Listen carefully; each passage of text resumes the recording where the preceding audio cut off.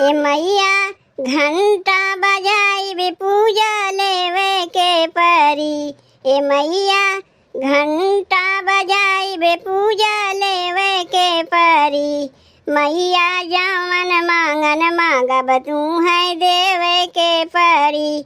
मैया जवन मांगन मांगब तू है देवे के परी।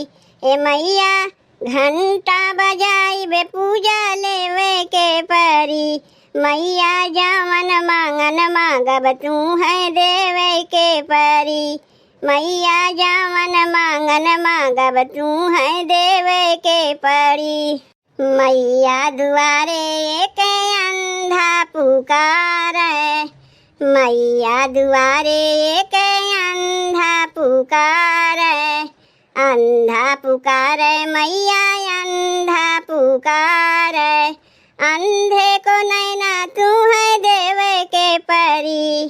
अंधे को नैना तू है देवे के परी। मैया जवन मांगन मांगब तू है देवे के परी।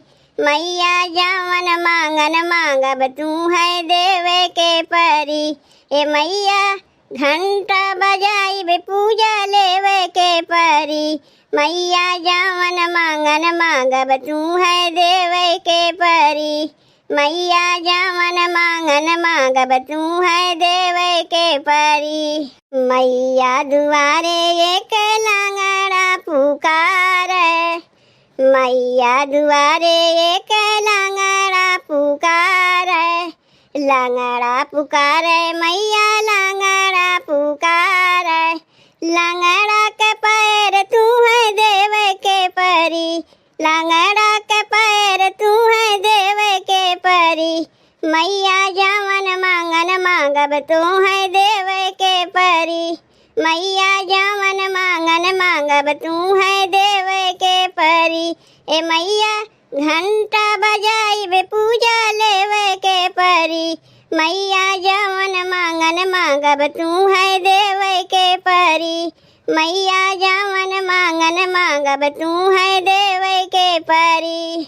मैया दुआरे एक बाझिन पुकारे। मैया दुआरे एक बाझिन पुकारे।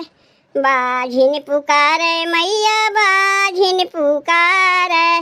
बाझिन के बालक तू है देवे के परी। बाझिन के बालक तू है देवे के परी। मैया जवन मांगन मांगब तू है देवे के परी। मैया जवन मांगन मांगब तू है देवे के परी। ए मैया घंटा बजाई पूजा लेवे के परी। मैया जवन मांगन मांगब तू है देवे के परी। मैया जवन मांगन मांगब तू है देवे के परी। मैया दुआरे एक कोढ़ी पुकारे। मैया दुआरे एक कोढ़ी पुकारे। कोढ़ी पुकारे मैया कोढ़ी पुकारे। कोढ़ी के काया तू है देवे के परी।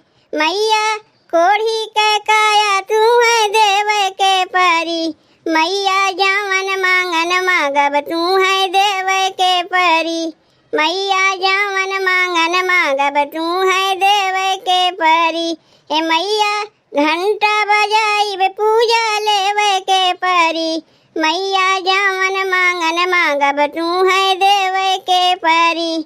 मैया जवन मांगन मांगब तू है देवे के परी।